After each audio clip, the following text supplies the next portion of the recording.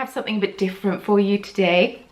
It's been a while since I've done one, so I thought it only appropriate to do a Q&A. So I asked on Instagram yesterday, because I'm filming this on Saturday. I asked on Instagram yesterday if there was anything, any cues that you wanted aid.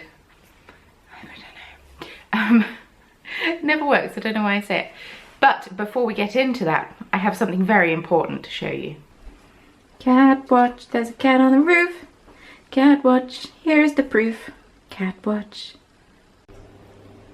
Cat watch is back. Cat watch is back. Just a cheeky little cat watch for you before we get into proceedings. They've been AWOL for a while in the garden because the weather has not been good. It's been very windy, but we have a cat. I know, cat watch. It's been a while. Nobody's commented that it's not been in vlogs, but it's been a while since cat watch, so it's back. They all seem to visit on days I'm not vlogging, so I think I'm just gonna have to film whenever I see a cat in the garden because I can't rely on them always being there. I have no idea how long this is going to be, so make sure you grab your cup of tea. Yes, I just have a Yorkshire tea biscuit brew this morning because it's what I fancied. And I'm wearing my Telegram cardigan, patterned by Becky Sorensen, with my sparkly buttons and a Volbeat t-shirt. And yeah, let's get the questions up and see what they are. I've got quite a few. Impressive, thank you. Something you wish someone had told you before you started your business. Make sure you enjoy the thing that you're doing. Because I started my business 7 years ago trying to sell things that I crocheted, and while I enjoyed crocheting, it's not very viable. It wasn't very viable for me because I'm not very fast at crocheting and therefore couldn't really make enough money on it. No, maybe the thing, yeah, no, make sure you enjoy what you're doing. I was gonna say make sure you're charging enough, but that's just extra advice. Yeah, make sure you enjoy what you're doing and that you think it's something that you will be able to sustain doing for a while. Favorite dessert, oh gosh. I am partial to a sticky toffee pudding and also a brownie. But the thing is, I've been caught out by so many brownies because one, they often have nuts in, which I think ruins a brownie because I really just don't like nuts that much. And two, a lot of brownies that you get at restaurants are just overbaked and gross. So, I mean, ice cream's a fail safe. I am a sweet tooth over a savory tooth. Yeah, I don't know, brownies, I guess, but like a really good one, a good brownie, like a nice gooey one that's perfectly undercooked. Yarn colour you've dyed that you're most proud of. Ooh, that's a tough one. Oh gosh, I forgot the back of the seat is broken. That's why it's on the end of the table. Oh god. I really like my Ice Dragon Wormling colourway. I really love it. It's all the colours that I love, and I think it's a colour that looks nice. I don't know. What is it like having your business as a full-time job? Intense and fun. More fun than intense, but can also be overwhelming. There's a lot of pressure to keep having income, basically, and a lot of very grown-up and big decisions to make, which I should be fine making seeing as I'm 30, but apparently inside I'm still in my early 20s. Oh, a few people asked how am I. Yeah, I'm okay. I'm as okay as I can be a year into, you know, the current global situation. Lockdown this time around I have found particularly difficult, and I don't even have any children that I'm homeschooling. I literally have nothing to complain about. My husband still has a job, he's still able to go out and work. I still have a job, I'm still able to stay here and work. I literally have nothing to complain about. But yeah, I'm finding it very difficult this time around, and it's affecting my motivation for my business, and that's not really fun. Are there any pet children on the horizon? Oh, I've had a couple of people ask if, you know, about pets. Yes, pet children. We really want a cat, at least one, if not two. a lot of local cat shelters are currently closed because of, you know, and we moved in October and then lockdown happened shortly after. Lockdown happened shortly after. So we've not been able to get a cat, but really want one. I love cats. Definitely a cat person over a dog person, that's for sure. Also, if we have a cat, it will make cat watching the vlogs so much easier. What camera do I use? I'm actually using a Canon G7X, but like a really old one, like Mark 1. I've had this camera for 5-6 years now. Mary bought it for me for Christmas one year. And yeah, I've just never upgraded. It still works. The camera battery is kind of annoying, but I do want a better one. There's too many options out there and I don't know what to choose. So just sticking with this one for now, because if it ain't broke, don't fix it. If I've never knitted before and want to try, what do you recommend I start with? Well, I don't know. Everyone always says start with knitting a scarf, but the thing is that's really boring to knit and you're not going to stick with it if you're bored of it, you know? So just find a pattern that you want to knit and knit it. If you want your first thing you knit to be a sock, then so be it. If you want the first thing to knit to be a jumper, then so be it. But just make sure it's something that you really like. Ooh, my eyelashes stuck together. One of the first things I knitted when I got back into knitting, because I was taught to knit at a very young age, then I moved to Germany, saw all the sock yarn, was like, well, now I want to knit because I crocheted, as I said earlier. And then, yeah, I started knitting. The first thing I knit was actually the hitchhiker shawl. I knit a few of them, actually. And it uses 1 skein of sock yarn and I think 3.75mm needles. Could be wrong, could be 4, can't remember. By Martina Behm. And it's just a really good garter stitch triangle shawl, but it's got like increases and it's got decreases and it's got little triangle-y things, and it's just a bit more interesting than a straight scarf, but it is quite fine needle.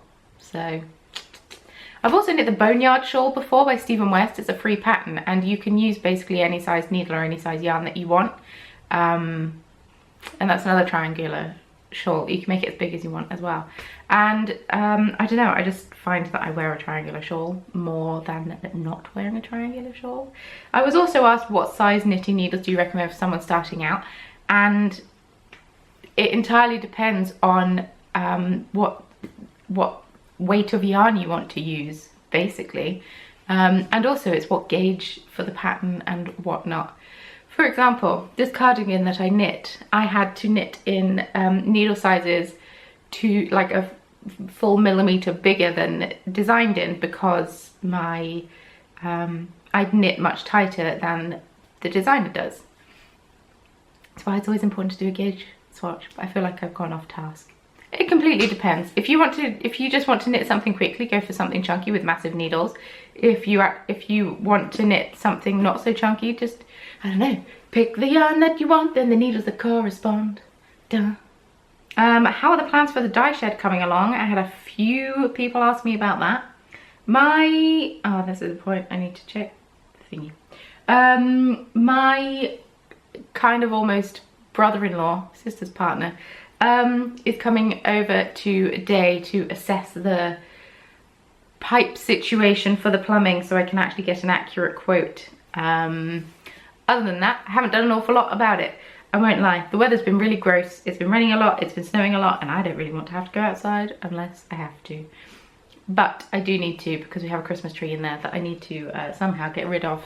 Now, we were going to burn it because we've got a fireplace just here, hence all the wood.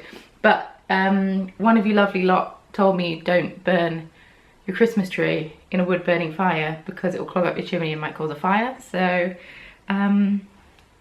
we haven't done. Didn't know, never owned a fire before, never owned a fireplace before. This is one of the first houses I've lived in with a chimney, so didn't have a chimney growing up. How did you get into bead weaving?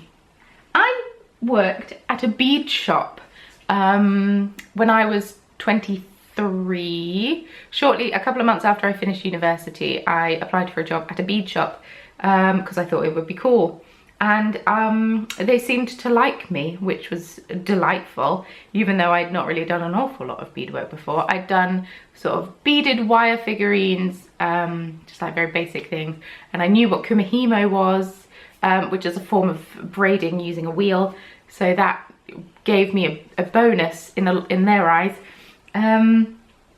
And yeah, I got a job there. And then I saw in a magazine a design by Pink Hot, whose name I can't remember right now because I follow her on Instagram, and she apparently used to work at the bead shop too, and now lives near where I grew up. It's all very strange. Anyway, she designed a very cute bunting necklace that sort of had the pennants sort of spaced along a chain, and I thought it was really nice. So I was like, well, I want to give it a go. It was done with brick stitch triangles, and actually it was a perfect first project because they were just small tiny triangles. And yeah, I really got into it. I really loved it, and the rest, as I say, is history. I started to make and sell bunting necklaces, but they were a bit different because all the pennants were joined together with jump rings. They were really cute. Maybe I'll start wearing them more, making them again. I don't know. They didn't really sell very well in my shop, but then at the same time, I wasn't very good at like promoting it. I tried. Yeah, so that's how I got into it. And yeah, a few of my friends that worked there said, oh, you're not going to stick with it, blah blah blah, because not everyone likes bead weaving. And well, now look at me. What is your favourite and least favourite thing about yarn dyeing? Oh, that's a good question. My least favourite thing about yarn dyeing is tidying and cleaning the kitchen beforehand. Literally the least favourite thing about yarn dyeing is starting, actually. Because, I don't know, especially at the minute when, like I said, I'm feeling very unmotivated creatively. So the thought of starting yarn dyeing seems like a really huge task. It's not that big a task. It involves me cleaning the sink. It involves me putting everything away, cleaning the oven, you know, not cleaning the oven, but like sorting everything out, clearing everything, tidying the space out there, cleaning the space out there, because I'm currently dyeing in a lean-to because we have a very nice kitchen with wooden worktops that I don't want to ruin. Yeah, and as soon as I start, it's really not bad, but it's starting yarn dyeing is the worst part of yarn dyeing. Yes. My favourite part of yarn dyeing is when a colourway that I have in my head actually works. Because I dye yarn inspired by Dungeons and Dragons characters, sometimes I feel like I'm not very good at translating the image in my head into yarn, but sometimes it's great. Sometimes it's way better than I ever expected. So yeah, that's my favourite part, when I surpass my own expectations. Don't know if that makes sense. My favourite thing to knit, oh, that's really tough. I enjoy knitting socks because they're quite easy, they're quite mindless. But like garments, I'm starting to get into knitting garments more. So this cardi was fun when I eventually got on with it. It took me a while to knit because yeah, I had self-esteem issues in the midst of knitting it. I mean, I got over it, but I love it now because I can wear it. But yeah, I think socks might be my favourite thing to knit. How do I handle no motivation days? Well, great question, because I had one yesterday and all week. At the moment, I have no yarn for the shop update and it's stressing me out, like a lot. But hey, if it's just a stitch marker update, that is it. It's just going to be a stitch marker update. We'll see what happens. I just got to make sure I make more stitch markers. But something that my friend Anna told me yesterday when I was having a low motivation day, she said if you can't be bothered to do anything, or if you can't be bothered to do something, do it for 2 minutes and set a timer. So she said, for example, if I don't want to dye yarn, set a timer for 2 minutes and just get all the stuff out. Like, oh. And then you're likely to want to do it after that, and also you're training your brain to just, it's just, you know, it's 2 minutes, just 2 minutes. So yeah, but at the minute it is, I'm having to bargain with myself a little bit with motivation. So it's okay, if I don't want to dye yarn today, this is how many stitch markers I need to make. Doesn't quite work out the same because I can dye way more yarn monetary wise than I can make stitch markers, but money isn't everything. Mental health is important. If I want a chill day making stitch markers and watching crappy TV, then so be it. That wasn't an answer, I don't have one. If anyone has any low motivation tips, please leave them in the comments down below because I would love to hear them. First thing you would buy if you won the lottery. Oh, I don't know. Probably something like some kind of really nice food. Is that bad? I mean, it's the first off, depends how much I win in the lottery. I've won the lottery before and I've won £2. But if I won big in the lottery, if I won the jackpot, if I won millions, probably a really nice dinner. Probably go out to a really nice restaurant if we were in the after times. It's probably what I would do. Like, my treat. I don't know. Is that bad? What would you all buy if you won the lottery? But like a substantial amount. Let's talk in the hundreds of thousands, if not the millions. Like the first thing, not you know, what do you want to buy if you won the lottery? It's what's the first thing you would buy. Yeah, a really nice meal at a nice restaurant. What's your favourite thing to bead weave? Ooh, that's tough. I really love, oh, hair on my nose. I really love my wizard stitch markers. I'm really proud of it. I'm really proud of them. I think they look super cool. But my favourite thing to bead weave, ooh, that's really tough. I don't really know. I think I really like the pandas. They're one of my favourite stitch markers I stock, but I need to stop playing with my hair because I know it bothers some people. I don't know. I realised yesterday I have the cat stitch marker memorised. I don't tend to have many stitch markers memorised, shockingly. By the time I get to the end of like making 25 stitch marker club, I have memorised it, but then if I go back to it, I can't remember it. But the cat one I just did off the top of my head yesterday and I feel very proud of myself. How many languages can I speak? Fluently, 1. Advanced. I have a degree in German and French. So I speak English fluently, obviously. And I lived in Germany for 2 years, but now I've moved back for 4 years this year. Oh God, where is time going? So a lot of my German has gone. I can still understand a lot and I can probably still, it will probably come back very quickly. Once I've been there for a couple of days, I'd probably be fine. My French is shocking now, which is very sad, but I could do basic French. And I've also done some Spanish, but I wouldn't say I'm good at Spanish, especially because I haven't learnt it for a very long time. I did night classes after I finished uni because I missed learning, and I did Spanish, and yeah, I was one of the best in the class. It made me feel really good about myself. And then I stopped as soon as we got on to doing like past tense and stuff. But yeah, how did Mario and I meet? Ooh, that's a fun question. That's a very fun question.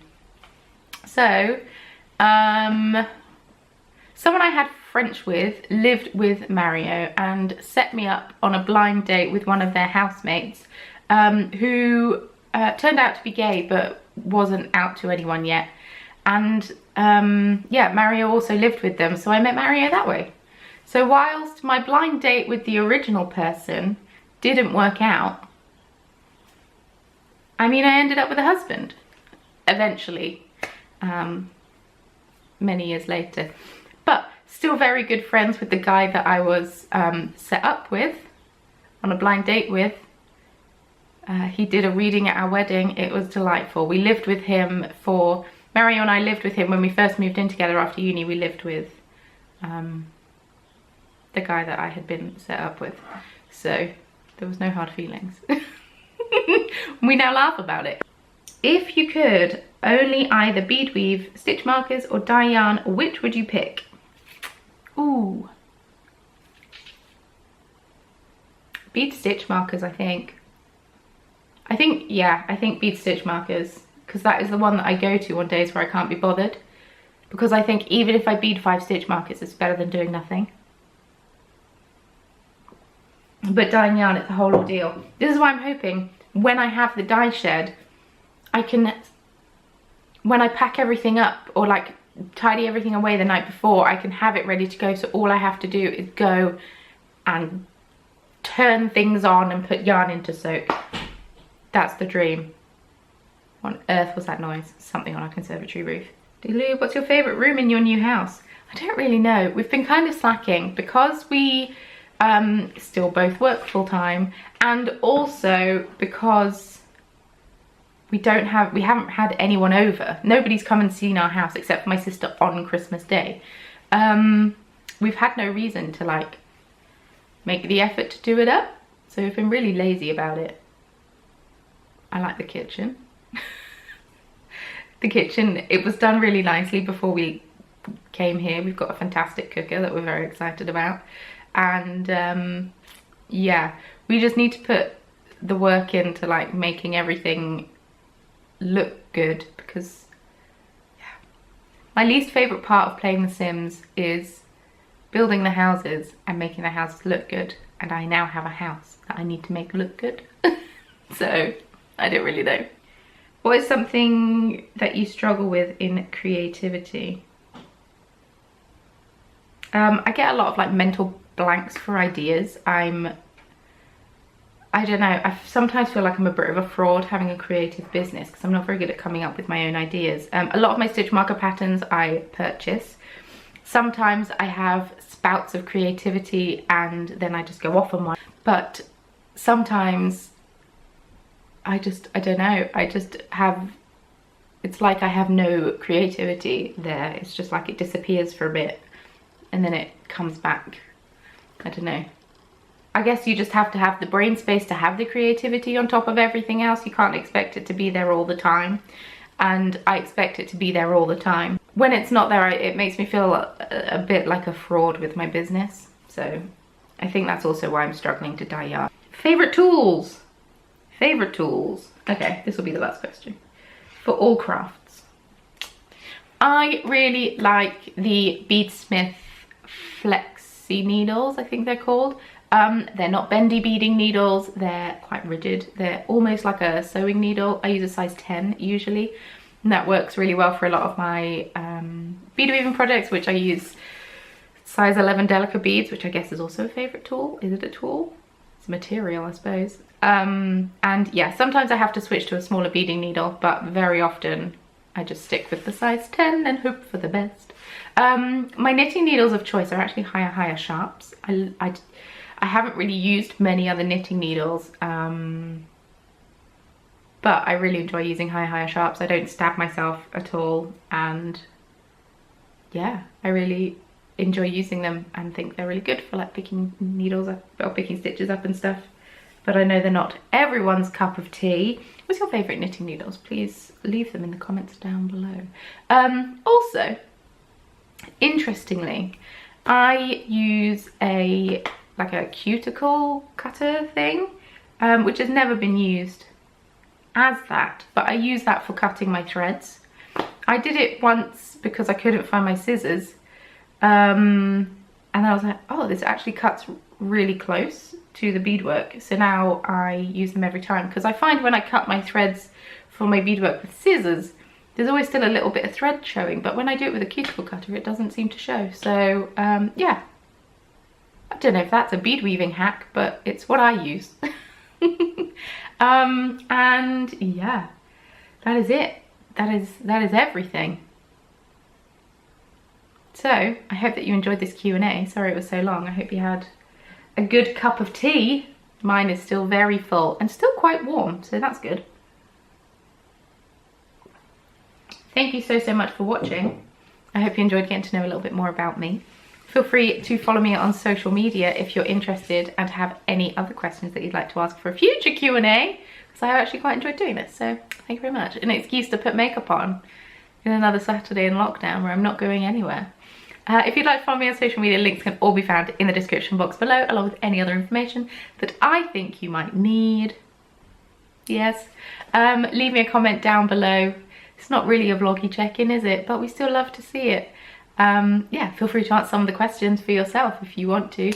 and subscribe. Currently posting 3 videos a week. We have a podcast coming up on Friday, very exciting. So I would love it if you were to stick around. This would be a weird first video for you to rock up on because you don't know who I am. And turn on notifications if you want to. It's just a little bell icon next to the subscribe button, and it notifies you on your device when I'm posting. It means you can be able to join the premiere party, which I do at 3:30 Monday, Wednesday, Friday. So UK time, PM. I would love to see you there. Anyway, with all that being said, thank you so much for watching. I've enjoyed my cup of tea with you today, and I will see you very soon in Wednesday's video. Bye.